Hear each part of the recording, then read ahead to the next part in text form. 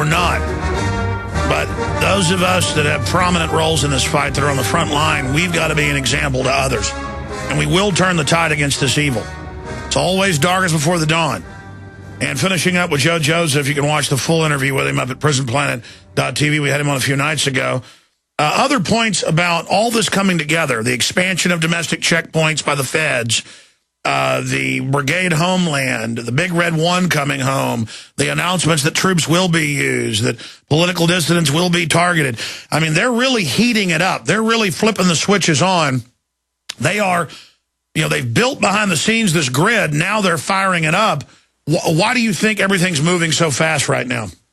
You know, it could be any number of reasons. One thing that I've noticed in my short time that I've been researching this stuff is that events never seem to happen the way you envision it or that you foresee it. It always something out of left field comes out and totally hits you like a left hook. Yeah, bioweapon release, a nuke going off. I mean, look at all these planes that fly over top of us every day spraying chemtrails. One day, who knows? It could be Ebola. It could be anything. And what happens then? I mean, we just go on about our business. Well, that's the deal. People are worried about the FBI, and I am blowing up some kids, and the ATF, but I mean, this is a government on record saying they want to put stuff in our vaccines and kill us. Yeah, absolutely. I mean, that's what I'm saying. It's just, they're pure evil. It could happen in so many different ways, you know, I don't have an answer to that. All I can say is, and I have a bit of good news actually, is, and the folks at the AmericanTruthNetwork.com have engaged Congressman Kucinich. They've talked to him last night, and he's very troubled by this and is looking into it as we speak.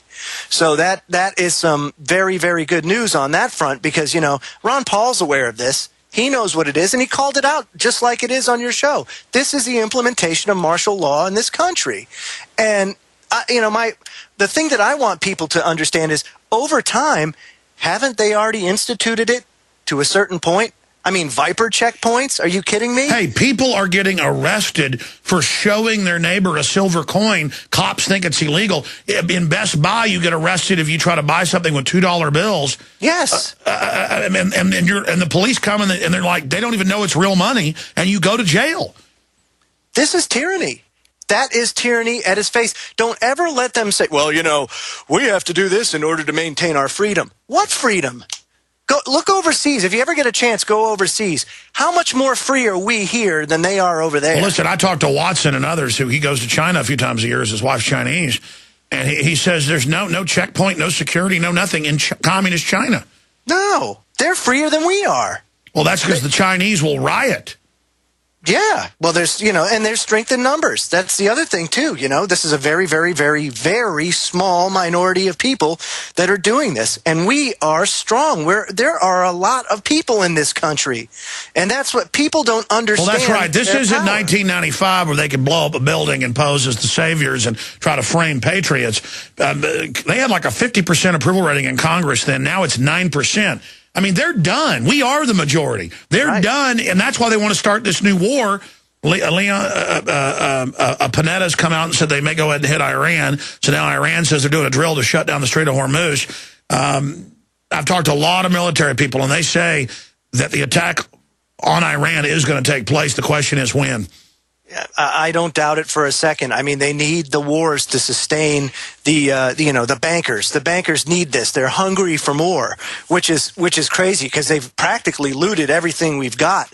And it just now it's going to be, once the debt becomes so large and so vast, it's going to be like Greece. Okay, well, now give us your parks and give us your land and give us your property because we need that as collateral. And they've got all of us trained to tattle on each other and spy and shut down lemonade stands and Amish.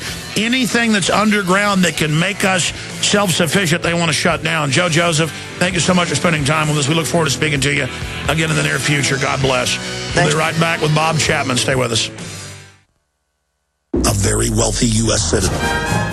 If you go to Infowars.com in the featured news area, we have this article I already mentioned, but it's incredible. Genetically modified mosquitoes to be released into the U.S. for the first time.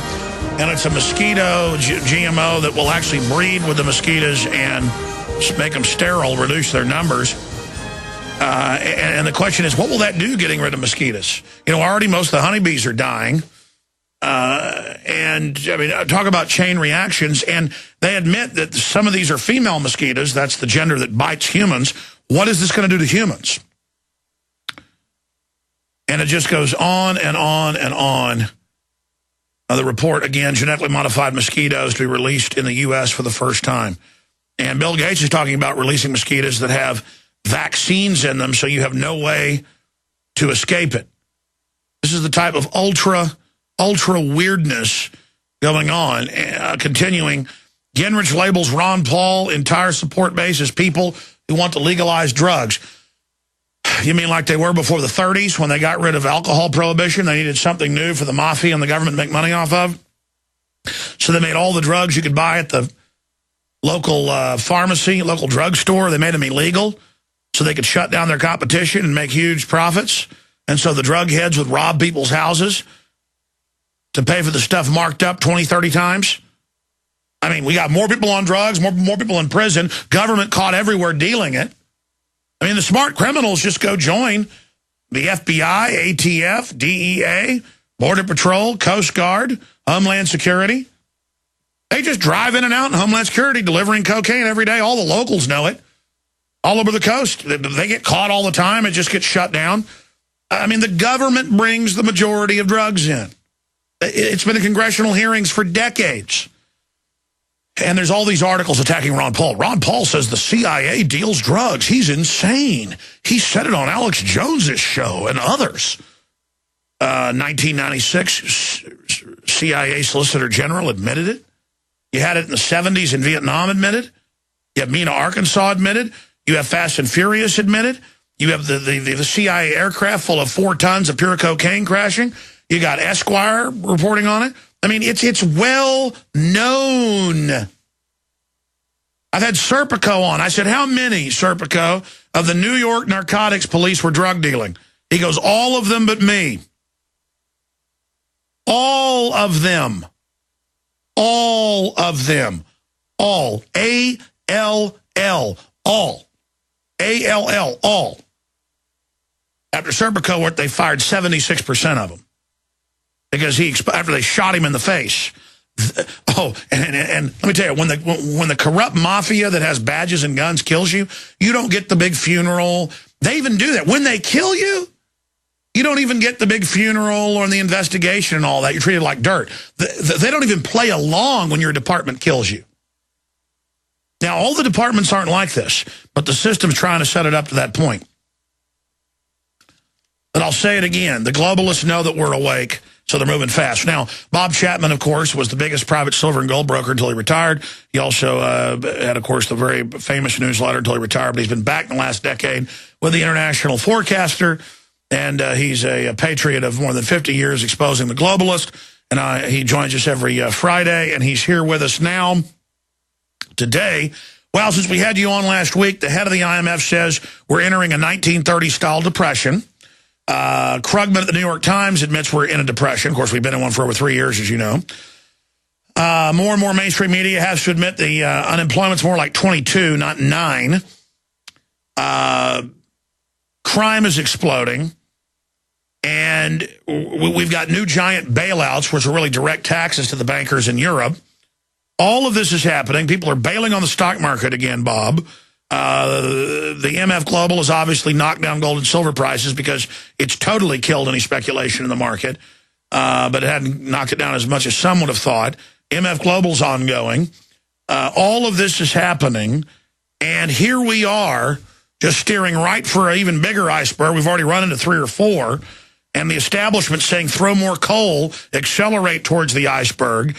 I want to get your take on the latest with the Euro crisis and England refusing to be part of that. And then I want to get into, obviously, I'm sure you've seen all the FEMA documents that listeners pointed us to on official government sites, which they've now pulled, showing the guilty activity, where they admit they're preparing the military to occupy the U.S. and the FEMA camps and use the, quote, blue force military against the red force American citizens. This is huge confirmation. Do you ever get like a sick feeling, Bob, as it all just gets confirmed in spades, everything that we tracked? And I mean, it's disgusting. Bob Chapman.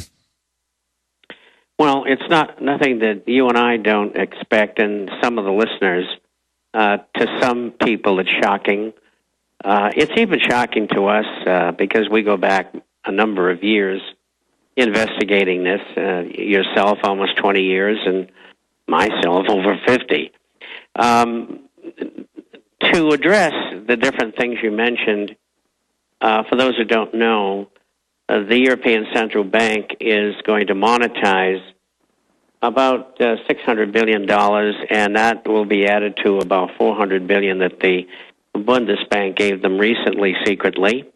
And they will be able to buy 6 months, maybe a year, depending upon how they spend the money, but I think it'll be 6 months.